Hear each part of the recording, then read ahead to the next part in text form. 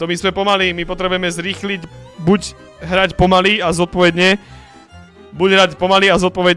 proste pomaly do útoku a tak, alebo proste nehrať dozadu, nie sme futbalisti do piči a usadiť sa pasme a ideme kolíska smrti.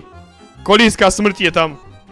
A už keď máš presilovku a už si sa usadil, tak na čo tu robíš barcelonskú taktiku?